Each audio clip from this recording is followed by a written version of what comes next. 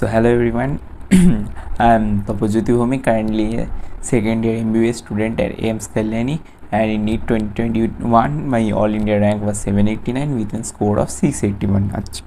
Okay, so today I am going to tell a comprehensive video about NEET 2024 preparation. So NEET 2020 is over, so many of you have already known और your marks. तो जिन लोग expected cut off cross कर चुके हो तो heartiest congratulation to them, और जिन लोग को नहीं क्रॉस कर पाए तो बिल्कुल भी बुरा मत मानना, मतलब चांस आएगा and you in the future in NEET 2024 you will surely crack and come to your dream. तो इसलिए मतलब डिप्रेस मत होना, एक के बाद मतलब चांस तो आते ही रहेगा, तो बट डिप्रेस होके खुद को कोई हार्मफुल एक्टिविटी ये सब मत करना.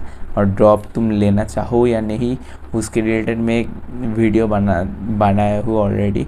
तो if you are confuse then go and watch that video, and if you are ready for preparing for NEET 24 then this video is for you. तो this is not only for droppers, जो लोग अभी class 12 में पढ़ रहे हैं, fresher student, तो उन लोग के लिए भी ये वीडियो है. तो फर्स्ट ऑफ ऑल तो मैं फ्रेशर स्टूडेंट को ये बताना चाहता हूँ कि NEET also can be cleared in fresh Statham.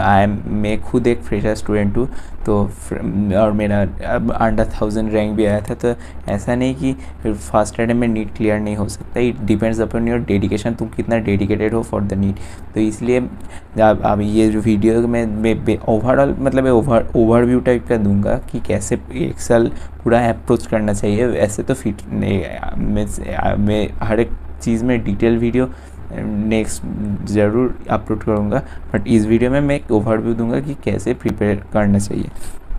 तो first of all coming to NEET 2024 preparation, तो दो टाइप का स्टूडेंट देंगे, एक ड्रॉपर स्टूडेंट और एक फ्रेशर स्टूडेंट. तो दोनों का अप्रोच अलग रहेगा, क्योंकि जो ड्रॉपर स्टूडेंट है उन लोग को पूरा सिलेबस 11 + 12 का एक साल में कवर करना पड़ेगा, और जो फ्रेशर स्टूडेंट है उसके लिए उन लोग का 11th ऑलरेडी ख़त्म हो गया. बट हाँ, आई नो दैट 11th ख़त्म होने के बाद भी बहुत ज़्यादा बैकलॉग रहता है. इट्स कॉमन, मेरा भी था, तो इससे टेंशन लेने का ज़रूरत नहीं. 12 करते मतलब 12 करने के साथ साथ you can recover your 11th backlog, तो no need to get tensed regarding that. तो उन लोग का 12 ख़त्म करना पड़ेगा फॉर फ्रेशर स्टूडेंट. और पहले means first priority should be complete the 12, अच्छे से कवर करना, और उसके साथ साथ जो टाइम बचेगा उसमें थोड़ा बहुत तुम धीरे धीरे करके 11th का जो बैकलॉग है वो क्लियर करते जाओगे, तो ultimately your both the syllabus will become covered. तो NEET 2024 you have to crack, मतलब उस माइंडसेट के साथ अपना प्रिपरेशन स्टार्ट करना. I have to crack the NEET 2024 anyhow. तो अगर पॉजिटिव माइंडसेट रखोगे तो एवरीथिंग इज़ पॉसिबल. बट शुरू में ही अगर सोच लोगे कि इतना सारा कैंडिडेट्स है, मुझसे नहीं हो पाया, इस साल भी नहीं होगा, इस साल भी नहीं हो पाया, अगले साल कैसे होगा, या फिर फ्रेशर स्टूडेंट के लिए कि फर्स्ट अटेम्प्ट में नहीं हो सकता, तो एवरीथिंग इज़ मीथ. तो सब लोग मतलब बहुत सारे ड्रॉपर्स भी क्लियर करते हैं और फ्रेशर स्टूडेंट भी करते हैं, तो एवरीथिंग इज़ पॉसिबल. तो have a positive mind set on you and have first of all have believe on your self. Okay, तो first of all be serious regarding NEET 2024. कोई भी नहीं चाहता कि उनका एक और साल वेस्ट जाए. तो this year should be your last year for NEET 2020 for NEET preparation. Okay, so be serious and focus towards your goal. तुम्हारा जो ड्रीम कॉलेज है उसके लिए तुम क्या फिर से एक साल वेट करना चाहोगे? नहीं ना, इस साल में ही तो क्रैक करना चाहोगे. तो इसलिए B focus towards your goal. एक पिक्चर प्रिंट करके अपना जहाँ पढ़ते हो उसका सामने चिपका दो ऑफ योर ड्रीम कॉलेज. रोज़ अगर देखोगे तो it will act as a positive motivating factor. Okay, and don't take it lightly. मतलब ये फर्स्ट ऑफ ऑल जब प्रिपरेशन शुरू होता है तो बहुत सारे लोगों का एक माइंड सेट रहता है कि चलो एक साल तो अभी भी है, लास्ट का जो 6-7 मंथ रहेगा तो उसमें अच्छे से प्रिपेयर कर लेंगे. तो first of all I am saying कि हाँ, अभी से अगर स्टार्ट करोगे तो ज़्यादा प्रेशर नहीं आएगा, तुम लाइटली थोड़ा थोड़ा करके कवर करोगे तो लास्ट तक पूरा सिलेबस भी ख़त्म हो जाएगा और प्रेशर भी नहीं रहेगा. But if you think that you will cover it in the last, then end में वही सेम चीज़ हो जाएगा जैसे NEET 2023 में हुआ था कि सिलेबस कवर नहीं हो पाया, अच्छे से रिविजन नहीं हो पाया. तो इसलिए don't make it A bulk, you should cover your syllabus with in the 1 year by proper time management. ऐसा नहीं कि एक साल बचा हुआ है तो मतलब इग्नोर कर दे, प्रोक्रास्टिनेट कर रहा है, वो सब मत करना. Don't take it lightly because last में वो बहुत भारी पड़ जाएगा. तो इसलिए अच्छे से कवर करना. और एक चीज़, बहुत सारे लोग क्या करते हैं कि कट ऑफ मार्क्स को ट्राई मतलब फोकस करते हैं कि मेरा ये कट ऑफ मार्क्स था लास्ट ईयर, तो मैं इस सपोज 610 कट ऑफ था, मैं 610 को टारगेट करके पढ़ूंगा। तो don't act like that, you should never focus on your cut off marks, you should aim high. मतलब अगर जो लोग 700 टारगेट करते हैं उन लोग का 650 660 आता है, जो लोग 720 टारगेट करते हैं उन लोग का, तो जहाँ तुम टारगेट करो उससे थोड़ा सा हमेशा कम ही आएगा मोस्टली। तो इसलिए don't target the cut off marks की 610 कट ऑफ आए तो माई टारगेट स्कोर 610, ऐसा मत करना, क्योंकि उससे कम आ जाएगा तो your selection will be lost. That's why always aim high and don't target on your cut off marks. And for जिन लोगों का कैटेगरी है उन लोग के लिए भी बोल दे रहा हूँ कि सपोज तुम्हारा जो कैटेगरी का कट ऑफ मार्क्स है, never target that, always first of all तो टारगेट हाई। एंड जनरल का भी जो मतलब जनरल का भी कट ऑफ नहीं, हाई स्कोर हमेशा टारगेट करो, फिर जो होगा देखा जाएगा। बट कट ऑफ मतलब टारगेट ही अगर लो रहेगा तो मार्क्स तो उससे भी कम आएगा ना। तो never target your category cut off marks, aim should be high. Okay, so अब तो प्रिपरेशन मोस्ट ऑफ द लोग का चालू हो गया होगा, बट अगर अभी तक अगर चालू नहीं हुआ तो start it as early as possible, because time is running like a horse. So जितना लेट करोगे उतना टाइम कम बचा रहेगा और बाकी सारे लोग तुमसे आगे निकल जाएगा। तो इसलिए clear your confusion as early as possible. Confusion किस रिलेटेड हो सकता है कि फर्स्ट ऑफ ऑल सोर्स, तो सोर्स ऑफ स्टडी का अगर बात करो तो तुम सबको पता है कि primary source is our NCERT is a Bible of NEET. तुम अगर उसको अच्छे से पढ़ोगे, वो पतला जो बुक्स रहता है उसको भी अगर अच्छे से पढ़ोगे तो you can top the exam, not only get selected. You know that each and every questions of the NEET NCERT से ही आएगा। वो इस साल इनऑर्गेनिक केमिस्ट्री थोड़ा टफ आएगा था, बट वो भी NCERT से ही आता है, ये सबको ही पता है, ऐसा नहीं कि सिलेबस का बाहर से पूछ लिया। तो इसलिए NCERT should be your primary source and focus on it very efficiently. अब आती है कोचिंग, तो कोचिंग से ऊपर मैं कुछ भी कमेंट नहीं करूँगा, it completely depends on you. First of all अगर कोचिंग में ज्वाइन करोगे तो देख लेना ऑफलाइन करोगे कि ऑनलाइन करोगे, it also depends on you. मैं कुछ फैक्टर बता सकता हूँ, जैसे ऑफलाइन में कुछ चीज़ें मैटर करते हैं, जैसे ऑफलाइन का फीस थोड़ा जाता है, तो if you can afford then you can go for it. Distance थोड़ा मैटर करता है, अगर बहुत दूर है, ट्रैवल में बहुत ज़्यादा टाइम लग रहा है तो it will effect not only और मतलब टाइम भी वेस्ट होगा और साथ में you will get tired journey करते करते। तो ये अगर ऑफलाइन क्लोज है और you can afford it then you can join offline coaching of course. And online भी देख लेना, और ऑनलाइन में भी it's a very good, online courses are affordable also and you can access it from your home. But उसमें तुम्हारा खुद का एफिशिएंसी बहुत ज़रूरी होता है, क्योंकि उसमें कोई तुम्हें देख नहीं रहा है। जैसे ऑनलाइन में, ऑफलाइन में जैसे पर्सनलाइज गाइड रहता है, तो ऑनलाइन में ऐसे कोई नहीं रहता है। तो इसलिए देख लेना खुद से कि तुम्हारा अच्छे से खुद को मैनेज कर पा रहे हो, शेड्यूल फॉलो कर पा रहे हो, तो ये बहुत ज़रूरी है ऑनलाइन के लिए। और अगर सेल्फ स्टडी कर रहे हो तो it is also a very good. Ultimately तुम्हें सेल्फ स्टडी करना पड़ेगा, कोई भी कोचिंग तुम्हें सिलेक्शन नहीं करवा देगा, they will act as a guide, but main thing should be your self study. तो अगर तुम कोई भी कोचिंग ज्वाइन नहीं कर रहे हो, सिर्फ सेल्फ स्टडी से पढ़ रहे हो, then also it's good make a proper time table कि मैं आजकल यूट्यूब में भी बहुत सारा लेक्चर्स है, तो you can make a schedule like इतना टाइम तक मैं एक टाइमलाइन बना लेना कि इस टाइम तक मैं एक सिलेबस कवर कर लूँगा, इतना पार्ट में आई शुड हैव कवर्ड। तो ऐसे करके एक टाइम टेबल बना लेना फॉर योर प्रिपरेशन। ओके, और जो लोग सेल्फ स्टडी से पढ़ रहे हो, मैं सजेस्ट करूँगा कि हो सके तो कोई टेस्ट सीरीज़ ज्वाइन कर लेना, क्योंकि you can study from your home, even test भी दे सकते हो घर से पेपर डाउनलोड करके। बट इफ़ यू एक टेस्ट सीरीज़ दोगे, टेस्ट सीरीज में तो एक काइंड ऑफ एक कॉम्पिटिटिव माइंड से रहेगा तुम्हारा, तुम देख सकते हो कि बाकी स्टूडेंट्स के रिलेटिव तुम्हारा कितना स्कोर आया, तुम्हारा एक रैंकिंग देगा, तो उससे एक मोटिवेटिंग फैक्टर टाइप का काम करता है। तो इसलिए हो सके तो एक टेस्ट सीरीज़ ज्वाइन कर लेना।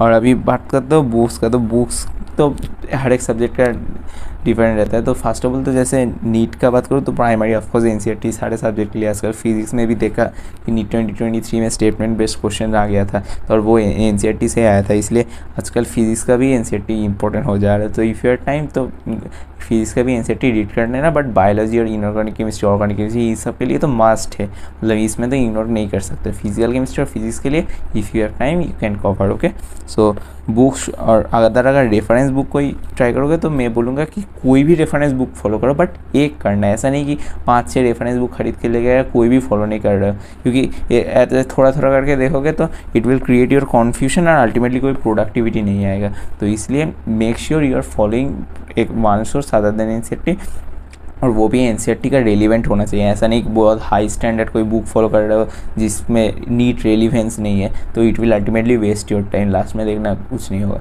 तो इसलिए एनसीईआरटी रेलिवेंट नीट के ऊपर जो बुक लिखा गया है सिर्फ वैसे टाइप का कोई बुक, और हर एक सब्जेक्ट के लिए प्राइमरी एक ही फॉलो करना, ज़्यादा रेफरेंस की ज़रूरत नहीं, और NCERT should be your primary focus. Okay, अब आते हैं हाँ, तो restrict yourself to relevant source. ऐसा नहीं कि रेलिवेंट सोर्सेज फॉलो कर रहा है, मेक ए रेस्ट्रिक्शन, ऐसा नहीं कि सारे पब्लिकेशंस का बुक खरीद ले, एक खरीदना और उसको अच्छे से फॉलो करना। It is better to read a book, it is better to read 1 book 10 times than to read 10 book 1 times. Okay, so इसका ध्यान रखना। अब आता है एकेडमिक सजेशंस। तो क्या करना कि जब तुम पढ़ रहे हो तो साथ में नोट्स बनाते रहना। नोट से क्या होता है, नोट से ना ही तुम्हें सिर्फ ज़्यादा याद रहता है, बट उससे मीन्स एक सबकॉन्शियस माइंड, तुम जब लिख रहे हो अपने माइंड से तो एक सबकॉन्शियस माइंड में वो याद रहते हैं, तो वापस जब देखोगे नोट्स को तो तुम्हें मतलब वो याद आ जाएगा, you can recall it. So ये acts as a positive factor. तो never forget to make notes. अगर रेडीमेड नोट्स है तब भी ट्राई करना कि खुद का हाथों से हैंड रिटन एक नोट्स बनाना। Okay, so make notes after that, once you मतलब आफ्टर नोट्स लेने के बाद कोचिंग का या फिर उसके बाद एनसीईआरटी अच्छे से पढ़ना। तो एनसीईआरटी में देखेगा कि देखना कि बहुत सारे पॉइंट्स में अच्छा मिलेगा। मतलब एनसीईआरटी का क्या रहता है ना कि एनसीईआरटी का जो चीज़ रहता है मेन एक्सट्रैक्ट, वो तो कोचिंग में कवर कर दिया जाता है, बट एनसीईआरटी का जो लाइन्स ऐसे उठ के आ जाता है ना, वो उसके लिए एनसीईआरटी पढ़ना बहुत ज़रूरी है, क्योंकि लाइन एज इट इज़ आ जाता है। और कोचिंग में तो जहाँ भी पढ़ लो उधर तो लाइन से नहीं पढ़ता ना, वो लोग कॉन्सेप्ट समझ, मतलब you will understand the concept, but उस लाइन एग्जैक्ट लाइन के लिए तुम्हें एनसीईआरटी रेफर करना बहुत ज़रूरी। और तुम्हें जो पॉइंट्स तुम्हें लग रहा है कि यू विल फॉरगेट, मतलब होता है ना कि बहुत सारे पॉइंट्स में तुम्हें लग रहा है कि ये मैं भूल जाऊंगा, तो उसको एक डिफरेंट हाईलाइट से मार्क कर देना, रेड हाईलाइटर या कुछ भी, ताकि तुम वापस जब देखो तो उस टाइम तुम्हें वो पॉइंट्स यू कैन मतलब you will be able to focus कि इसमें मुझे याद नहीं आया था, तो इसलिए वो सब पॉइंट्स को मार्क कर देना for the future. Okay, next क्या करना, you have to practice adequate number of question for all the 3 subject. Physics के लिए और फिजिकल केमिस्ट्री के लिए तो numerical practice is the primary thing, मतलब थ्योरी से भी ज़्यादा इंपॉर्टेंट है question practice. But biology, inorganic chemistry, इसमें भी क्वेश्चंस प्रैक्टिस करना, ताकि तुम्हारा आइडिया हो जाए कि कैसे टाइप का क्वेश्चंस आ रहा है, you should have an idea. उसके बाद तुम जब फिर से पढ़ोगे तो तुम्हें और भी ज़्यादा याद आ जाएगा कि इस लाइन से क्वेश्चन आया था, तो you will able to correlate. इसलिए क्वेश्चन प्रैक्टिस करना बहुत ज़रूरी है। और fast you should practice the PYQs। PYQs should be your fast source of question, primary source of. Okay, तो PYQ मैं बोलूँगा कि लास्ट 10 ईयर्स का करना, दैट्स एनफ, क्योंकि आई विल नॉट सजेस्ट कि उससे last 40 years 30 years I don't think बहुत रिलेवेंट है, बट वो last 10 year should be your primary focus. Okay, तो PYQ should be your fast source of question practice. और once you cover the PYQ, उसके बाद अपना कोचिंग का module भी कर सकते हो, और जो एनसीईआरटी रेलिवेंट बुक्स है उसको भी फॉलो कर सकते हो। ओके, तो इसलिए once you cover the past year question you can refer to these questions, but make sure जो प्रैक्टिस कर रहे हो, अगर PYQ से बाहर जो क्वेश्चन प्रैक्टिस कर रहे हो वो नीट रेलिवेंट हो। ऐसा नहीं कि जेई का क्वेश्चन प्रैक्टिकली फिजिक्स केमिस्ट्री में IIT का क्वेश्चन लगा रहे हो, तो उससे अगर हो भी जाए तो ठीक है, बट बहुत टाइम वेस्ट करके कर लिए तो अल्टीमेटली तुम्हारा कोई पॉजिटिव फैक्टर नहीं होगा, क्योंकि अल्टीमेटली वो नीट में तो नहीं आने वाला है, तो ultimately it acts like a time waste only. तो इसलिए जो नीट रेलिवेंट क्वेश्चन है उनको ही करना। ओके, अब नेक्स्ट अप्रोच शुड बी और make quick revision notes. Quick revision notes क्योंकि लास्ट में जब 1 मंथ बचे होंगे तो तुम फिर से क्या जो 2 साल का सिलेबस है उसको तो फिर से नहीं कर पाओगे ना 1 मंथ में। तो इसके लिए लास्ट पॉइंट ऑफ टाइम में रिवीजन करने के लिए, बार बार रिवाइज करने के लिए क्विक रिवीजन नोट्स बहुत ज़रूरी होते हैं। और क्विक रिवीजन नोट्स जब खुद के हाथ से बनाओगे तो वो भी acts as a recalling factor, मतलब तुम्हारा याद आ जाएगा। तो इसलिए जब क्विक रिवीजन नोट्स ज़रूर बनाना, कैसे टाइप के, जैसे कि माइंड मैप में रहता है कि एक के बाद एक ऐसे करके, मतलब एक डायग्राम टाइप का रहता है जहाँ तुम डिफरेंट डिफरेंट पॉइंट्स लिखते हो, तो माइंड मैप बहुत सारा अवेलेबल है, उससे रेफरेंस लेके खुद का हाथ से बनाना। आई विल सजेस्ट टू, क्योंकि तुम्हारा पास टाइम है तो खुद का हाथ से बनाना, ताकि लास्ट में तुम जब खुद का हैंड रिटेड माइंड मैप्स देखोगे तो it will act as a more stimulating factor. Okay, so make mind maps, flow charts तो तुम्हें पता ही है। फिर फार्मूला शीट्स, फिजिकल केमिस्ट्री के लिए स्पेशली फार्मूला शीट्स लास्ट में बहुत ज़्यादा हेल्प करेगा। जब तुम्हें डिफरेंट फार्मूलाज के बीच में कन्फ्यूजन होगा तो ये फार्मूला शीट्स ही तुम्हें लास्ट में रिकॉल करने में याद आ जाएगा। और चार्ट्स भी बना सकते हो, जैसे कि ऑर्गेनिक केमिस्ट्री के लिए रिएक्शंस का, नेम रिएक्शंस का चार्ट, तो ये सब भी बायोलॉजी का जो डाटा रहता है उसके रिलेटेड भी चार्ट्स बना सकते हो। एंड जो कुछ सिलेबस है, try to cover that within January to February 2024 I will suggest, क्योंकि उसके बाद तुम्हें 2-3 मंथ का एडिक्वेट टाइम मिलेगा for revision, where you can do at least 3 to 4 times revision. तो जितना बार अल्टीमेटली उसके बाद रिवाइज करोगे उतना ज़्यादा तुम्हें याद रह जाएगा और एग्ज़ाम में रिकॉल करने में आसानी होगा। तो इसलिए try to cover it by January, max February, उससे ज़्यादा लेट मत करना। ओके, तो अब आता है जो लोग कम्प्लीटली ड्रॉप कर रहे हो उनके लिए क्या करना। जो 8 मंथ बचा हुआ है, इफ़ आई बोलूँ कि जनवरी तक कवर करना है, तो डिवाइड 8 मंथ्स इंटू 100 चैप्टर, लगभग 100 के आसपास ही रहता है नीट में टोटल चैप्टर, और उसके अकॉर्डिंग देखना कि एक चैप्टर में लिए कितना टाइम देना चाहिए, तो उस हिसाब से ग्रेजुअली चैप्टर कवर करते जाना। ओके, तो इस हिसाब से कवर योर चैप्टर, और हर चैप्टर का लेंथ भी वेरी करता है, तो उस हिसाब से देख लेना। ऐसा नहीं कि सारे चैप्टर्स को इक्वल टाइम मत देना, तो जो इजी चैप्टर है वो तो अच्छे से समझ आ जाएगा, बट जो लेंथी चैप्टर है उसमें दिक्कत होगा, इसलिए टाइम भी ऐसे उस हिसाब से ही डिवाइड करना based on the length of the chapter. Okay, so वो खुद से समझ सकते हो, ऐसे कर देना। ओके, और जो लोग क्लास 12 का स्टूडेंट है उन लोग के लिए अभी के लिए मैं बोलूँगा कि अभी के लिए बोर्ड में फोकस करने का कोई ज़रूरत नहीं। If you start preparing for board after October also, अक्टूबर के बाद डेली 2 घंटा दे देना, क्योंकि अल्टीमेटली फिजिक्स केमिस्ट्री बायो तो तुम्हारा सेम ही रहेगा ना कॉन्सेप्ट, फिर तुम्हें the methodology is different but syllabus is same ना। तो what you have to do, इधर तुम MCQ सॉल्व कर रहे हो, उधर तुम्हें थोड़ा डिस्क्रिप्टिव फॉर्मेट में लिखना पड़ेगा, बाकी तो सब सेम ही है। तो इसलिए फॉर 12 स्टूडेंट अभी के लिए अलग से बोर्ड के लिए कोई प्रिपरेशन करने का ज़रूरत नहीं। जो सिलेबस है 12 का उसको अच्छे से कवर करना, फिर अक्टूबर के बाद से लिटरेचर और इसमें भी मतलब लिख करके प्रैक्टिस करना थोड़ा, तो अक्टूबर के बाद से भी अगर करोगे तो you can easily score 95% plus. तो इट्स नॉट मैटर, तो अक्टूबर अभी के लिए नीट में प्राइमरी फोकस रखना। और अगर कोचिंग से पढ़ रहे हो तो एक सजेशन मैं दूंगा कि जो टॉपिक्स तुम्हें आज पढ़ रहे हो उसको आज ही आके खुद से पढ़ना और उसका क्वेश्चन प्रैक्टिस करना, क्योंकि अगर लेट करोगे तो तुम्हें फिर से वो चीज़ खुद से पढ़ना पड़ेगा, तब तुम्हें मतलब पूरा चीज़ फिर से नया लगेगा, इसलिए अभी से कवर कर लेना ताकि बाद में दिक्कत ना हो। ओके, सो एंड और बैकलॉग भी ना हो जाए, ये ज़रूर ध्यान रखना, क्योंकि एक बार बैकलॉग होना शुरू हो जाए तो वो कभी ख़त्म नहीं होता है, मतलब वो ऐड ऑन होते जाते हैं, तो इसलिए मेक श्योर कि बैकलॉग ना हो, इसलिए आज जो पढ़ा है उसको आज ही आके ख़त्म कर देना। और अगर टेस्ट प्रिपरेशन की बात करो तो initially try to grip test पर 2 वीक, और ग्रेजुअली अपना जो फ्रीक्वेंसी है उसको बढ़ाते जो है ना, तो यू कैन गिव मतलब इनिशियली 3 to 4 मंथ्स 2 वीक में एक टेस्ट, फिर ग्रेजुअली 1 वीक में एक टेस्ट, फिर लास्ट 2 मंथ में क्या करना कि 1 वीक में 2 टेस्ट, फिर लास्ट मंथ में डेली टेस्ट देना है, ऐसे करके अपना जो फ्रीक्वेंसी है वो ग्रेजुअली इंप्रूव करना। बट हाँ, मेक श्योर टेस्ट देते रहना शुरू से ही, ऐसा नहीं कि लास्ट का कुछ मंथ में, ऐसा नहीं करना, शुरू से ही ट्राई करना, एटलीस्ट 2 वीक में एक टेस्ट देना। ओके, जो पार्ट टेस्ट हो तब भी सही है बट देना। ओके, अब जनरल कुछ एडवाइसेस जैसे कि try to study in slot मतलब तुम्हारा कोई फिक्स की 3 घंटा में बैठ के पढ़ूंगा, तो उस 3 घंटे को ऐसे डिवाइड कर देना है कि study for 1 hour, then take a 10 minutes break, then again study for 1 hour, then again take a 10 minutes break, ऐसे करके डिवाइड कर देना, ताकि तुम अगर एक पूरा 3 घंटा बैठोगे तो तुम्हारा कॉन्सेंट्रेशन पूरा लास्ट तक नहीं रहेगा और क्या पढ़ रहे हो कुछ दिमाग में नहीं रहेगा, बस तुम बैठे रहोगे और पढ़ते रहोगे बट दिमाग में कुछ नहीं घुसेगा। तो इसलिए ऐसे स्लॉट में डिवाइड करके, इसको पोमोडोरो टेक्निक बोलते हैं, तो यू कैन फॉलो इट, ऐसे स्लॉट में डिवाइड करके फिर ब्रेक लेके वापस पढ़ना, तो देखना प्रोडक्टिविटी बहुत ज़्यादा रहेगा।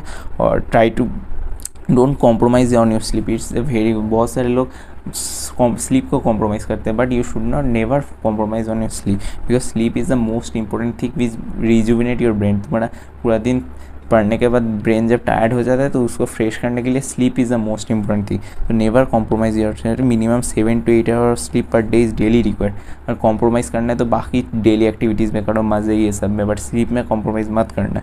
ओके, और maintain a routine, try to maintain a routine, एक प्रॉपर कि मैं इस टाइम पे उठूँगा, इस टाइम पे सोते जाऊँगा, और जो जब सुबह उठने का टाइम और रात में सोने जाने का time should be decided by you. किसी का सुन के कोई अगर बोलेगा कि सुबह 4 बजे उठना है, 5 बजे उठना है, ऐसा मत करना। कि जो तुम्हें सूट करता है उसको ही फॉलो करो, बट मेक श्योर जब पढ़ रहे हो तो अच्छे से पढ़ो, ऐसा नहीं कि टाइम वेस्ट कर रहे हो। Okay, and listen to your teachers and mentors, parents, because they have lifetime experience, so they will guide you। सबसे तुम्हारा भला ही तुम्हारा पेरेंट्स ही जाते हैं तो ना, तो उन लोग से ज़रूर जो बोल रहा है उसको फॉलो करना और उन लोग का एडवाइस मानना। और डेली 15 to 20 मिनट्स का एक्सरसाइज करना, क्योंकि एकदम बैठे रहोगे तो ग्रेजुअली और हेल्थ विल बिकम, क्योंकि लास्ट में अगर हेल्थ ख़राब हो जाएगा तो everything will go into vain. तो इसलिए 15 to 20 मिनट्स का एक्सरसाइज ज़रूर करना है डेली। साइकिलिंग हो, सीटअप्स हो, कुछ भी हो, बट ज़रूर करना light leg free hand type का एक्सरसाइज। तो आज के लिए वीडियो ऑलरेडी बहुत लेंदी हो गया, तो आज के लिए मैं एक ओवरऑल स्ट्रेटजी दे दिया ऑलरेडी, और बाकी मैं इंडिविजुअल हर एक सब्जेक्ट के लिए वीडियो बहुत जल्दी अपलोड करूँगा इस चैनल में। तो make sure you subscribe this channel and please share this video among your friends so that they also get benefited, and if you found this video helpful, then of course like this video। So thank you everyone, this is Tabojyoti Bhumi, meet you in the next video, thank you।